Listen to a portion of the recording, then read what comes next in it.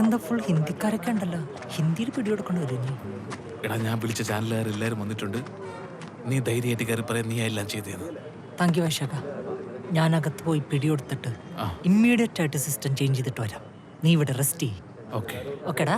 വിനോദേ, എന്താടാ എടാ കുറച്ചുകൂടെ മാസം കൗണ്ടർ അടിച്ച ശീലം മാസ് പിടിക്കാല്ലേ? വർക്കാണ്. മാസ് ഇതായിരിക്കും. ഈശ്വര, തോക്കിന് വെടിവെച്ചിടും. ഉയരോടെ വന്നാ മതിയായിരുന്നു.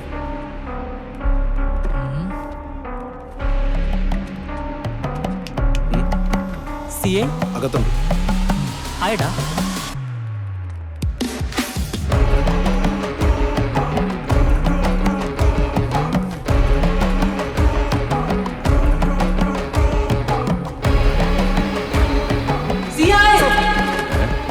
ഇരിക്കും, ഇറങ്ങി വാടോ.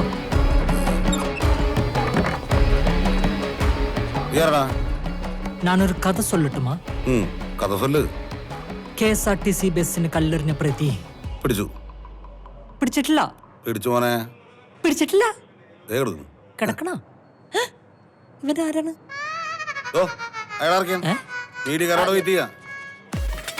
അല്ല സാർ, യഥാർത്ഥ പ്രതി ഞാനാണ്. KSRTC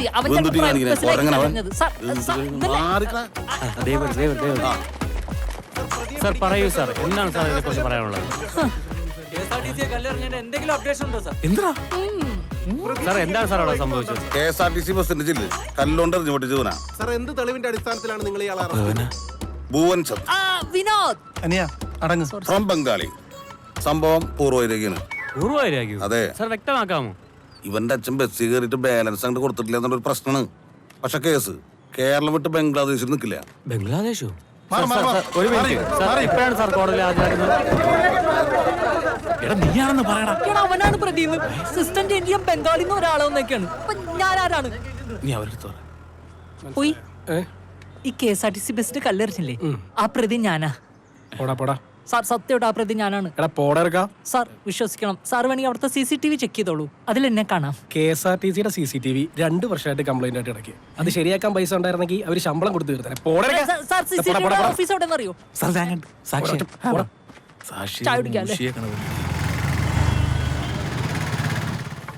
നിന്നെ കൊണ്ട് ഞാൻ തോറ്റല്ല വൈശാഖ.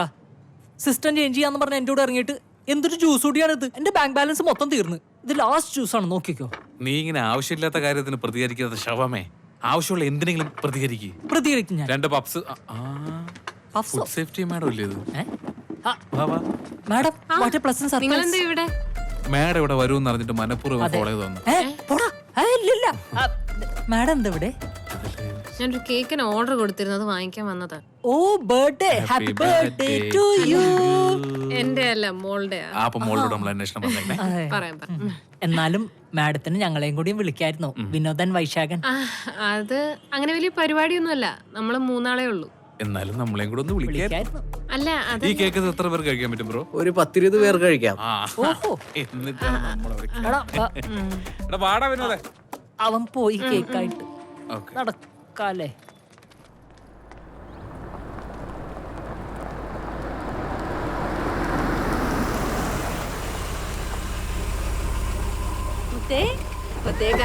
കരയാതടാ അമ്മ വന്നടാ പൊന്നിന്റെ അമ്മ നല്ല വീടല്ലേ?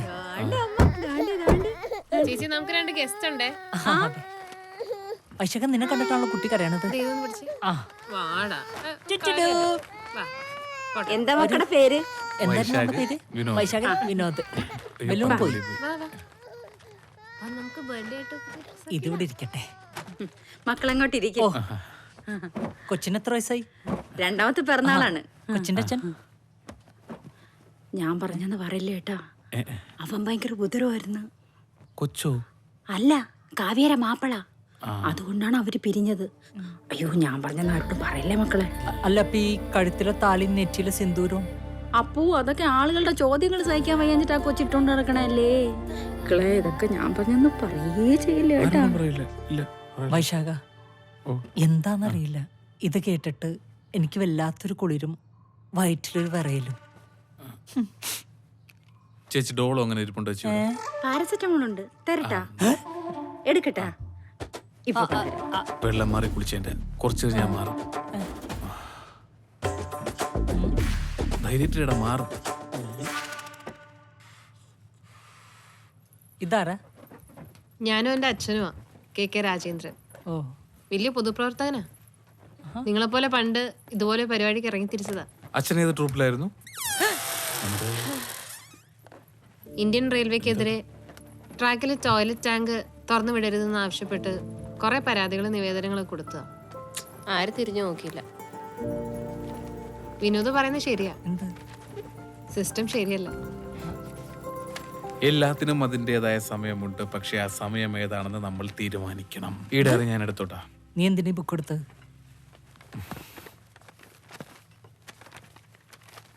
ഡ്രീംസ് എവിടെ കണ്ടാലും ഞാൻ എടുക്കും. വൃത്തിയുടെ കാട്ടരുത്. അതവിടെ തിരിച്ചു വെക്ക്. ഡയറി തിരിച്ച് ചെയ്യാം. പൈസ എനിക്ക് വേണം.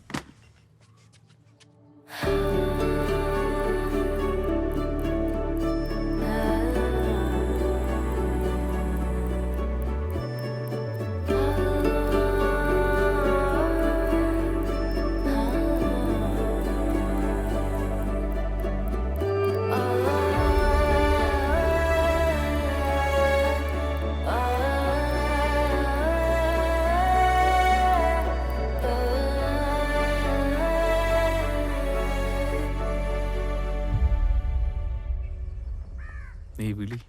DSP sir. സാർ സാർ അമ്മച്ചി തന്നെയാണ്. അമ്മച്ചി DSP സാറുണ്ടോ? JCB ഏ? ദേ JCB. വിളിക്കുന്നു.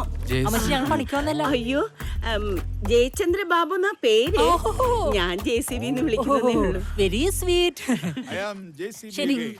സിനിമാ പ്രേമികൾ കണ്ണിൽ എണ്ണയും ഒഴിച്ച് കാത്തിരിക്കുന്ന പല ചലച്ചിത്രങ്ങളും തിയേറ്ററുകളിൽ എത്തിക്കഴിയുമ്പോ അതേ എണ്ണയിൽ ആ സിനിമയുടെ സംവിധായകനെയും നടനെയും നിർമ്മാതാവിനെയും പൊരിച്ചെടുക്കുന്ന കാഴ്ചകളാണ് നാം ഇപ്പോ സ്ഥിരമായി കണ്ടുകൊണ്ടിരിക്കുന്നത്. ഉദാഹരണത്തിന് ഇപ്പോ അടുത്ത കാലത്ത് ഇറങ്ങിയിട്ടുള്ള ചില സിനിമകളെ പറ്റി ഒന്ന് ചിന്തിച്ചു നോക്കൂ. സാർ നമസ്കാരം. നമസ്കാരം. പ്രീത മാഡത്തിന്റെ ഫ്രണ്ട് കാവ്യ മാഡം പറഞ്ഞിട്ട് വന്നതാ. കാവ്യമാധവനോ? കാവ്യ മാധവനല്ല, കാവ്യ മാഡം. ഓ ഇയാൾക്ക് ചെവി കേട്ടോ. ആ എന്താ കാര്യം? നമ്മൾ മാവേലിക്കരയെന്നാണ് സാർ. അതെ. അതിന് വന്ന കാര്യം പറയൂ. സാറിന് ഈ പോലീസ് വകുപ്പ് പോയിട്ട് കൂടുതൽ ഗ്രാഹ്യം ഉണ്ടെന്ന് കേട്ടായിരുന്നു.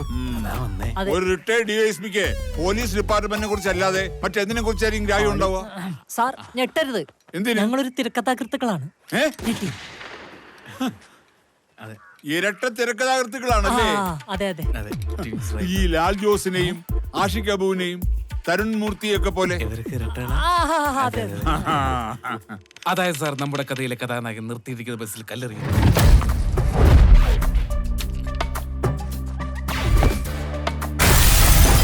ശേഷം അദ്ദേഹത്തിന്റെ ലൈഫിൽ ഉണ്ടാകുന്ന നൂലാമാലകളിൽ നിന്ന് രക്ഷപ്പെടാൻ വേണ്ടി കുറച്ച് ലീഗൽ അഡ്വൈസ് അതിനാണ് സാറിന് മുന്നിൽ വന്നത്. ഏതാ ബസ്? KSRTC. നന്നായി, അത്യാവശ്യമുള്ള കാര്യമാണ്. എന്നിട്ട് സാർ അതിൽ നിന്ന് നായകന് രക്ഷപ്പെടണം. എന്തെങ്കിലും ഒരു പോംവഴി സാറിന് മുന്നേ പറ്റൂ. ഈ നായകനായി അഭിനയിക്കുന്ന ആള് സൂപ്പർ സ്റ്റാറോ മറ്റോ ആണെങ്കിൽ തോക്ക് KSRTC-കാരന്റെ എടുപ്പത്തേക്ക് വെച്ചിട്ട് ഉടൻ നടപടി എടുക്കാൻ പറഞ്ഞാ പോരെ? സാർ തോക്ക് മാറ്റി വെക്കണം. സൂപ്പർ സ്റ്റാറിനല്ല, പുതിയൊരു ചെറുപ്പക്കാരനാ. ചിലപ്പോ രക്ഷപ്പെടും, ഇല്ലെങ്കിൽ ക്യാരക്ടർ റോളൊക്കെ ചെയ്ത് ജീവിക്കും.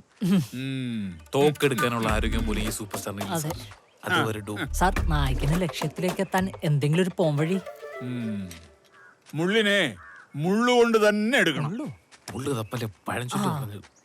നമ്മുടെ ചെവിയിൽ ഇത്തിരി വെള്ളം വീണെന്ന് വെച്ചോ, എന്തോ ചെയ്യും? കാണിക്കണം. കുറച്ച് വെള്ളം കൂടെ ചെവിയിലേക്ക് ഒഴിക്കണം. എന്നിട്ട് എന്ന് കുലുക്കുമ്പോ മൊത്തം വെള്ളം പുറത്തു പോകും. എന്താ മനസ്സിലായോ? മനസ്സിലായി മനസ്സിലായി സാർ. Thank you. അപ്പോ ട്രാൻസ്പോർട്ടിന് കല്ലെറിയൂ, സിനിമ വിജയിപ്പിക്കും. Thank you sir. Thank you. വാടാ.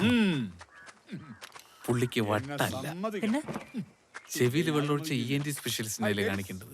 നമ്മൾ എവിടെയാ പറഞ്ഞു നിർത്തിയത്? എന്തിനു പറഞ്ഞു? പുതിയ സിനിമകൾ. വാ വേഗം രക്ഷപ്പെടാം, ഇല്ലെങ്കിൽ കല്ലെടുത്തെറിയും. ബസ്സിന് കല്ലെറിഞ്ഞ പ്രതി ഗുവൻ ചന്ദനെ 2024/227 ശിക്ഷാ നിയമപ്രകാരം പൊതുമുതൽ നശിപ്പിക്കലിന് 14 ദിവസത്തേക്ക് ഈ കോടതി റിമാൻഡ് ചെയ്തു.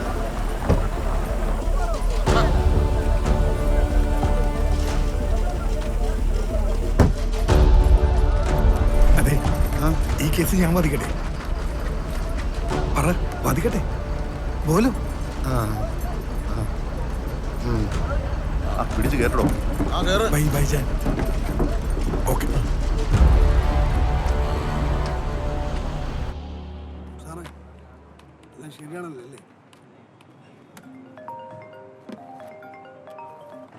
ഹലോ